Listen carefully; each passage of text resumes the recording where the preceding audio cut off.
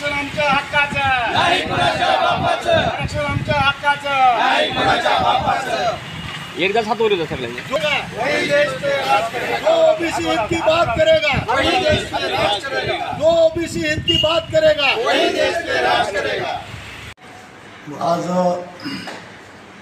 धाराशिव येथे जत्रा function hall या ठिकाणी धाराशिव कळंब मतदारसंघामधल्या सर्व जातीतील ओबीसी बांधवाची या ठिकाणी बैठक घेण्यात आली।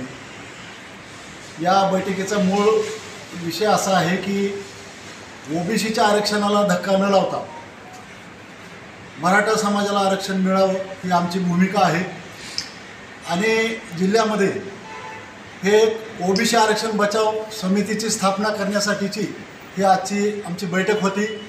या बैठकीमध्ये प्रत्येक जातीतल्या प्रमुख नेत्यांनी या ठिकाणी आपापलं मनोगत या ठिकाणी मांडलं आणि त्या माध्यमातून भविष्यामध्ये ज्या वेळेस आरक्षणाचा विषय निर्माण होईल त्यावेळेस ह्या कळंब धाराशिव मतदारसंघामधल्या सर्व ओबीसी बांधवाच्या वतीनं त्या आरक्षणासाठी लढा देण्याचं या ठिकाणी आज आम्ही ठरवलेलं आहे। आणि राहिला येणाऱ्या निवडणुकीमधला विषय ज्या विधानसभेच्या निवडणुका होऊ घातलेल्या आहेत याच्यामध्ये जो नेता किंवा जो प्रस्थापित आमदार असेल खासदार असेल ओबीसीच्या आरक्षणाची त्या ठिकाणी चर्चा करेल आणि ओबीसीच्या आरक्षणाला धक्का न लावता भूमिका त्या सभागृहामध्ये मांडेल किंवा वरिष्ठाकडे मुख्यमंत्र्याकडे मांडेल अशा फक्त नेत्यांना यापुढं आम्ही राजकीय पाठिंबा द्यायचा आम्ही ठरवणार आहोत।